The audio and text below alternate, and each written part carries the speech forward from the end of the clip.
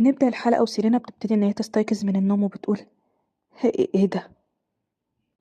يا ربي، كنت أعرف أنني يجب أن أنام على الجانب الأيسر. أنا المفروض أعمل إيه دلوقتي؟ كيف ينتهي بي الأمر في هذا الموقف حيث يعانقني مثل الوسادة؟ لكن عناقك جيد بالتأكيد، لديه مثل هذا الجسم الصلب. سيلينا، واضح إن أنت فقدت عقلك. من الآن يجب أن أنا أخرج قبل ما يستيقظ، ودعونا نتظاهر أن شيئا لم يحدث أبدا. بتبتدي إن هي تتسحب عشان تقوم من السرير، بتلاقي إن هو مستيقظ من النوم. إيه ده؟ يعني أنت كنت مستيقظ وشايف كل حاجة؟ بتكون مكسوفة جدا، بتبتدي إن هي تتدحرج بالشكل ده. طبعا في الوقت ده مش قادرة إن هي توريه وشها. أعلم أنك مستيقظة بالفعل، وللسبب ده قلت كده، إنني سأنام إلى الجانب الأيسر. سأضع ذلك بعين الاعتبار ابتداء من اليوم. سيقولون إن السيدة روزالين ستكون قريبة اليوم. هذه المرة هي الماركريزة سيولين. هل هي أكثر صعوبة من فيونيل؟ أشعر بعدم الارتياح. أعتقد أنه يتعين علينا تغيير الاستراتيجية، وده بيخليني متوترة. أن هذه المرأة الدوك هيخرج ويرحب بيها. ألم ترى فيونيل أمام الباب الأمامي؟ في العادة هذا ليس مهذبا لمعظم الضيوف. أنا فقط أعمل فيونيل بطريقة خاصة. ده أمر مرهق جدا. بتقول في نفسها: هو فعلا بيتعامل مع فيونيل بطريقة حقيرة جدا. إنه لا يتسامح مع النبلاء بشكل جيد جدا، حتى لو كان واحد منهم. مرحبا أيها الدوك، هل ستكون بجانبي هذا الصباح؟ أيوة. لقد وصلت الآنسة روزالين. إيه ده؟ أخيرا. وبعد كده بتلاقي مرأة جميلة جدا نازلة من العربة. أنا آسفة جدا أيها الدك، ما شفتكيش من وقت طويل يا آنسة. وصلت أولا لأنني كنت في عجلة من أمري. اعذرني يا سيدي. إيه ده؟ أتيت بعد أن سمعت أنني جئت. الآنسة فيونيل. فوجئ الجميع برحيلك المفاجئ، وأنا أيضا، حتى الآنسة هيلين. فاتك حفل الشاي دون أن تنطقي بكلمة واحدة. بتقول سيلينا في نفسها: إيه ده؟ هذا هو موضوع المحادثة الخاص بالنساء. أنت الآن تذكرين حفل الشاي التي لم تحضرها. أرى المهارات الأرستقراطية لهؤلاء الفتيات. فيونيل فتاة من النوع المباشر، ولكنها بسيطة إلى حد ما. هل كانوا قريبين بما يكفي لتسير طول هذا الطريق الطويل بدافع القلق علي؟ إيه ده، سيدة فيونيل؟ أنا طبعا جيت هنا لأن أنا كنت قلقانة جدا عليكي، لكن نيتي كانت إعطاء القليل من الراحة إلى الرجال في العاصمة. ربما لا تعرف الآنسة فيونيل ذلك، ولكن الناس لا يستطيعون فعل شيئين في نفس الوقت. هذا لأن الناس مثلك لا يستطيعون فعل شيئين. هذا لا يمكن أن يكون. أنا لست مثل الآنسة فيونيل أبدا. إذا سعادتك، هل يمكننا الدخول الآن بعد أن انتهينا من الترحيب؟ بتقول في نفسها: إيه ده؟ ألا يمكنك رؤيتي ولا إيه؟ لقد انتهوا بالفعل، أنا غير مرئية تماما. هو اللي عيونك دي أصلا للزينة. أنا واقفة دلوقتي بجانب كالسيونو وحتى ما وجهتيش ليا كلمة واحدة. هذا أمر لا يصدق. هل توحب أنني لا أستطيع أن أتنافس معها؟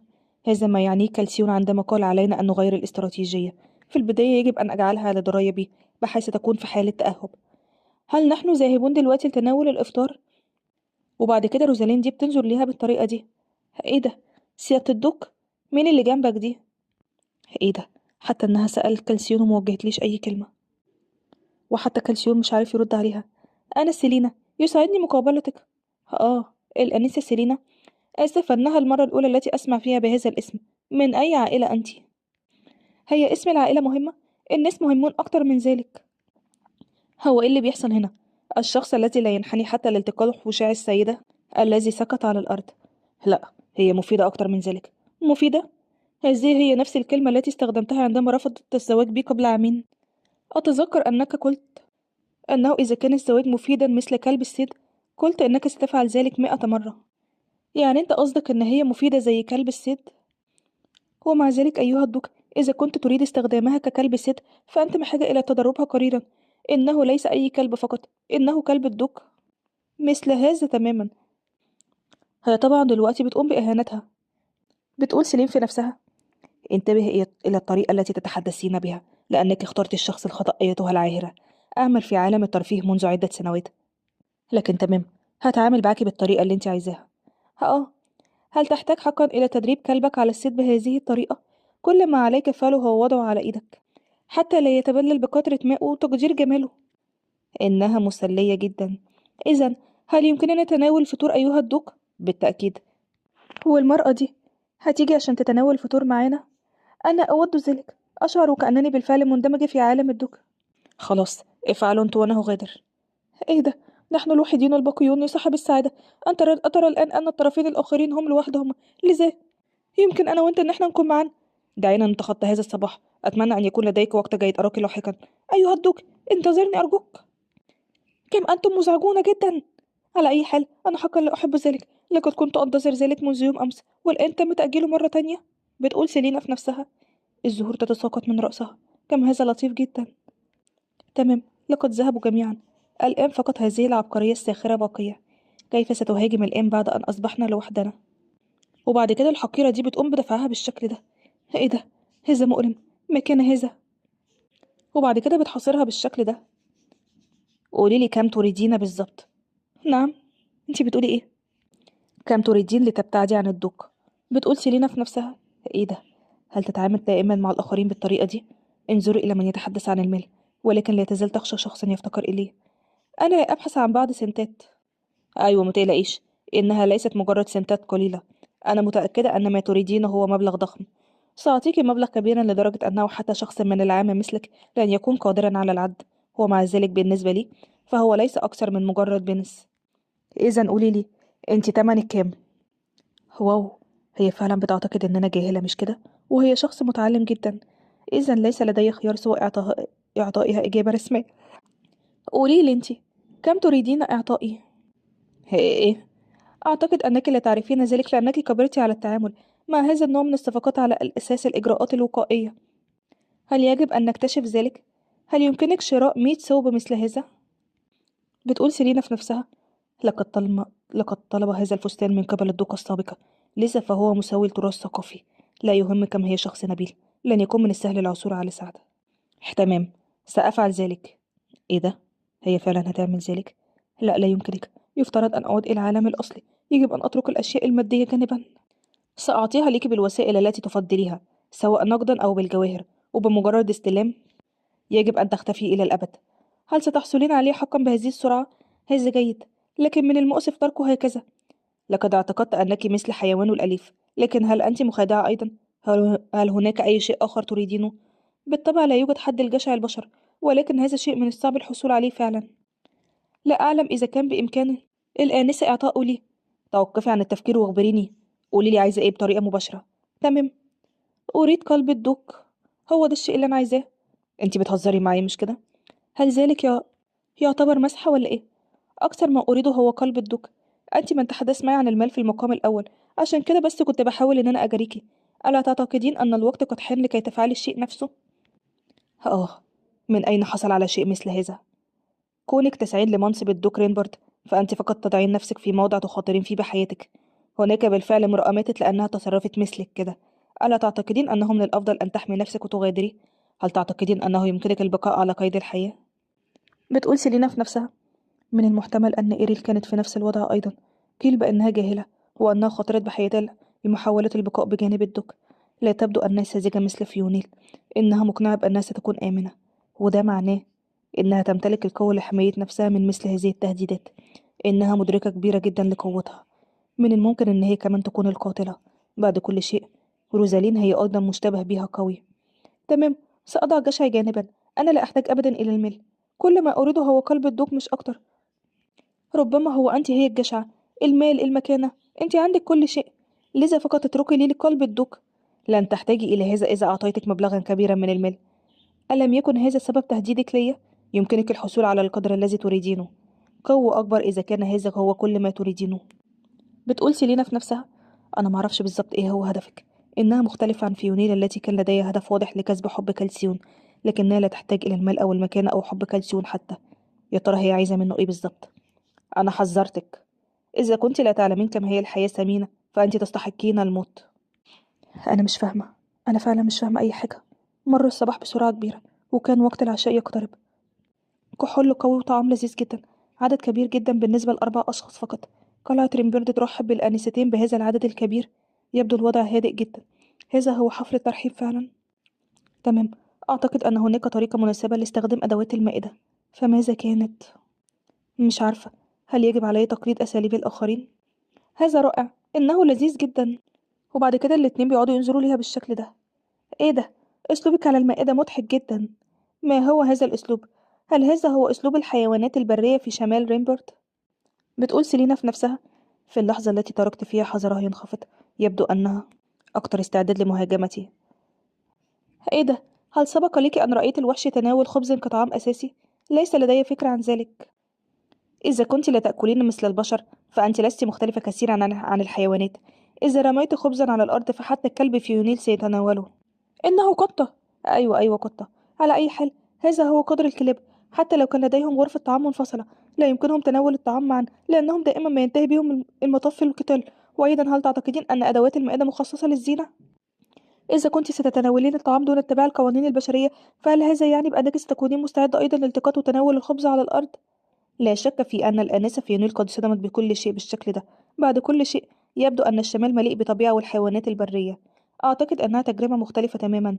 إن سموه يقدر حقا الأحجار. هذا هو سبب تمكنهم من العمل والراحة بالقرب منها. بتقول سيلينا في نفسها: إذن، هل يطبقون القول بأن عدو عدوك هو صديقك؟ الطريقة التي يبدو بها كلاهما متحدثين لإزعاجي، ما زلت لن أنكر أنها أكثر بكثير من مراعاة طريقة السخرية من فيونيل. منذ هذا الصباح كان الأمر صعبا جدا. تمام. إنها شابة نبيلة ومتعلمة. سيدتي روزالين، يبدو أنك لا تفهمين تماما ما قلتيه. إذا كنت وحشا، فلن أكون من أولئك الذين يلتقطون فتاة الخبز من الأرض. وبعد كده بتغرز السكينة بالشكل ده. روزالين بتكون مصدومة. ولكن من أولئك الذين يهاجمون رأس الفريسة مباشرة. بما أنني أحب البروتين. إيه ده؟ يا ربي. لا تقلقي يا سيدة فيونيل. لا يبدو أن لديك أي شيء يمكنك تناوله. وبصراحة أنا لا أحب مص العظام. بدلا من ذلك، أعتقد أنني أفضل عض وتمزق في رقبة السيدة روزالين. بتقول في نفسها: إيه ده؟ شكلها خايفة جدا. تشبه الجرو الصغير ضد الوحش. كما أشرت من قبل، لا توجد طريقة لتميزها عن مومو. هذا يجعل الطاولة فوضى. بعد كل شيء أنت تتصرفين مثل الحيوانات، وتبدو كحيوان أيضا. ربما هذا هو سبب اختيار الدوق لي. ربما يمكنك أيضا أن تحاولي أن تبدو مثلي يا سيدة روزالين. وربما بالطريقة دي يمكنني جذب انتباه الدوق. ألا تعتقدين ذلك؟ الاتنين دول بيكونوا خلاص هيقطعوا بعض على الدوق. أعلم أن الدوق لديه بالتأكيد أذواق غريبة، لكنني أعتقد أنها سيكون من الصعب مطابقتها. كما تعلم، من الصعب التخلي عن القواعد والآداب جانبا التي تم تدريسها لي منذ كنت صغيرة. ألم تقل أنها لو تريد خفض مستواه؟ ومع ذلك فهي تفعل ذلك بالفعل. اتضح بهذا الأسلوب. ثواني. فجأة الأقوى في المكان ده يبدأ الحديث. لم يقدم رامبرد اقتراحا إلى السيولين من قبل، وهذا سبب لهم الإزعاج. ورفض اقتراح رامبرد بقسوة شديدة قائلا أنه غير مناسب. هذا ليس مهما الآن. كنت صغيرة جدا في الوقت ده، وكان من الخطأ رفض ذلك بهذه الطريقة. كان عدم الاحترام الذي ارتكبه والدي الذي أعماه الجشع. بتقول في نفسها: إيه ده؟ يعني الدوك اتقدم لها زمان وهم موافقوش؟ لأن والدها اعتقد أن الدوك غير مناسب، والآن روزالين هي التي تغازله. يا لها من فوضى. كيف يمكنك الاعتذار بسرعة؟ تمام. دلوقتي بعد فكرت في الأمر، أعتقد أنه كان الأفضل. شخصيتي غير متوقفة تماما مع شخصيتي. زي ما انت عارفة، أنا من الشمال. أجد أنه أكثر راحة للنوم على الأرض في وسط الطبيعة، ومع الحيوانات البرية من حولي. بتقول سيلينا في نفسها: أنشأ جدار من الحجر لا يمكن اختراقه، بإعلان أن كلاهما لا يتناسبان مع بعضهما البعض، حتى أنه يعارض النقاط التي قالتها روزالين من قبل. نعم. إنه لا يعجبك ما قلت سابقا، عشان كده أنا بعتذر. مش انتي برضو شايفة ان الدوك وانا لدينا كيمياء افضل بكتير؟ اشعر بالراحة في تلك البيئة ايضا. انا متعلقة جدا بالطبيعة والحيوانات البرية. بتقول في نفسها: تحالف مع الاسد العظيم. ما رأيك في ذلك يا روزالين؟ هذا تحول حقيقي في الاحداث. هذا كل ما يمثله رانبرد. لذا ليس لدي اي نية للتواصل مع سيولين. ما رأيك في ذلك؟ كيف يمكنني الجدال حول ذلك الوضع؟ انا ما جيتش طول الطريق الى هنا لمناقشة هذا الموضوع دلوقتي. الى جانب ذلك، لا يوجد شيء اخر يمكننا فعله من اجلك. بالطبع كان السبب الأول لوجودي هنا هو إن أنا كنت عايزة أشوفك. ولكن كما قلت خلال اليوم، أنا هنا نيابة عن نبلاء العاصمة الذين يشعرون بالقلق بشأنك. إيه ده؟ هذه هي الرسائل المرسلة من قبل أولئك الذين يفتقدونك. كل واحد منهم مكتوب بعناية. هل يمكنك الإجابة عليها؟ بتقول في نفسها: إرسال مثل هذا العدد الكبير من الرسائل إلى كالسيون الذي ينزعج بشدة من التواصل مع العاصمة. هذا هو ما عليه. تدافع من الحيوانات العاشبة. حتى لو كان هو ملك الغابة، لا يمكنه البقاء على قيد الحياة بينما تتعرض للكم من قبل قاطع من وحيد القرن. اللعنة.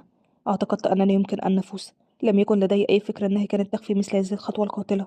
كان وقت العشاء. هزيمة كاملة لينا. وبعد كده بيجي في المساء بيكون في مكتبه وبيقرأ كل الرسائل دي. لقد كنت أراجع هذا فقط لساعات، لكنني تمكنت فقط من التقدم إلى النصف. يبدو أن هناك حتى بطاقات للعائلات التي بالكاد كنت على اتصال بهم، ولم أقرأ مراسلاتهم أبدا. عيني وجعاني جدا. لماذا هي صاخبة جدا بالخارج مرة تانية؟ ماذا يحدث خلف الباب ده؟ لماذا هناك الكثير من الضوضاء؟ لحظة واحدة، سأأتي على الفور. فخامتك، أعلم أنك تقضي وقتا صعبا، ولهذا السبب أتيت المنح كالتشجيع. ألا تعتقد أن هذه لحظة رائعة جدا؟ إذا سنكون في طريقنا يا سيلينا. أتمنى ليكِ أمسية لطيفة. أنا آسفة، كنت صاخبة جدًا مش كده والّا إيه؟ ما الذي تتحدثين عنه في منتصف الليل؟ وبجأة بيكون مصدوم من الهيئة اللي هي عليها. ملابسي محرجة نوعًا ما، مش كده والّا إيه؟ من فضلك يعني تفهم ذلك. الخادمات كانوا مصرين جدًا على الشيء ده.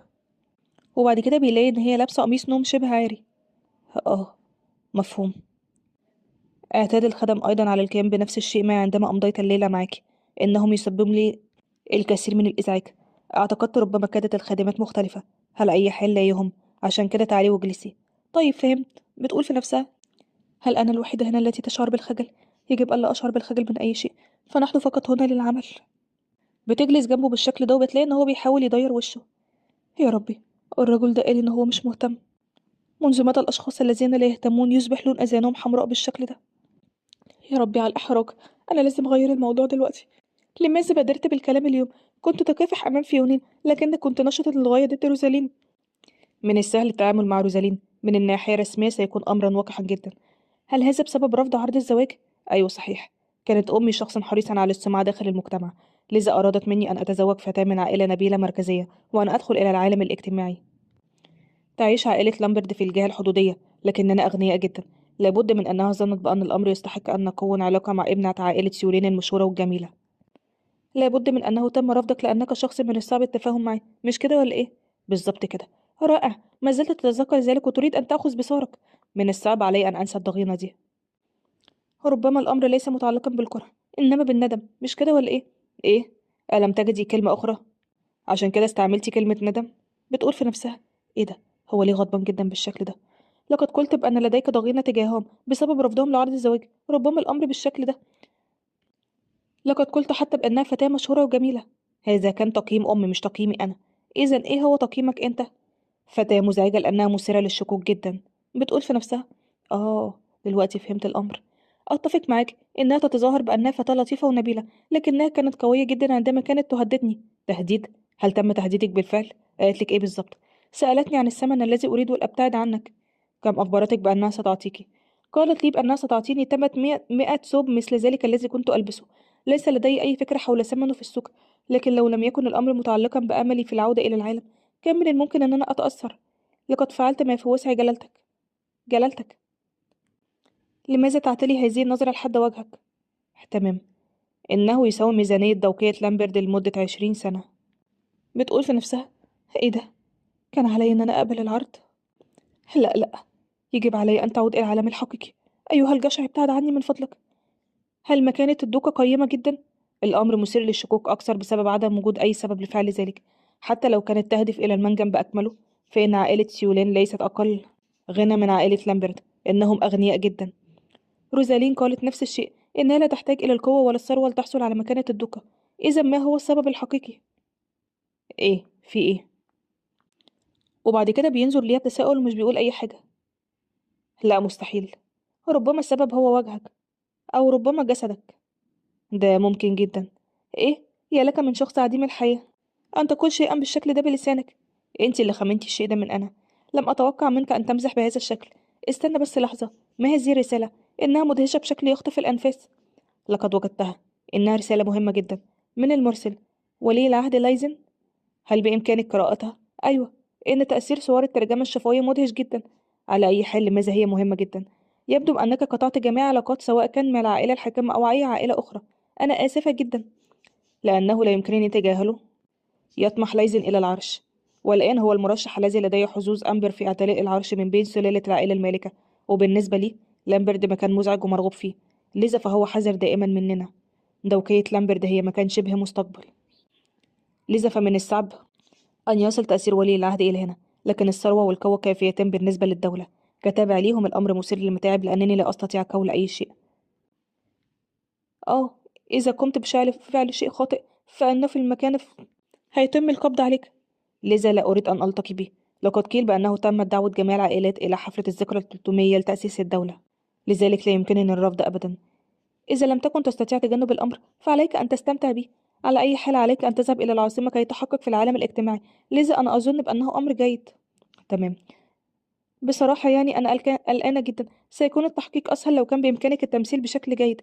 هل تريد أن بيلاقيها سكتت وقامت من مكانها بالشكل ده، طبعا بيتصدم من اللي بيحصل دلوقتي.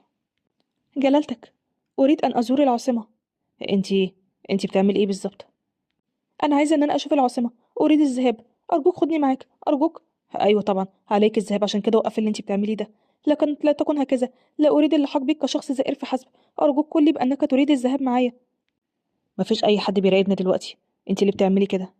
تمام. تعرف إن أنت سيء جدا في التمثيل. هل بإمكانك أن تصبح قويا كفاية لتخدع الناس بشكل لائق؟ عليك أن تتدرب باستمرار فعلا. لا يمكنك أن تكذب حتى لو مت، لذا حاولت المزاح قليلا لتتناسب مع جملة الذهاب معاك. متى ستتوقف عن الإصابة بالذعر بالشكل ده؟ على أي حال تذكر بأننا سنذهب إلى العاصمة معا. هل حان وقت النوم؟ سأنام أولا، اكمل عملك، يلا أشوفك غدا. يا ربي، أنا بصاب بالجنون. وبعد كده تاني يوم، إيه؟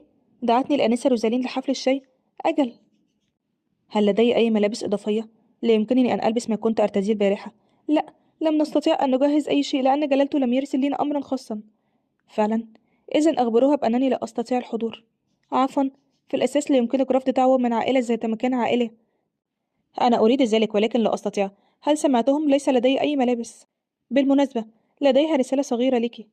حتى لو أتيت وأنت ترتدين تلك الخرق البالية التي كنت ترتدينها في الأساس، فهي لن تتكلم عن وقاحتك، لذا فهي تحثك بقوة لقبول الدعوة دي. بتقول في نفسها: وقاحة؟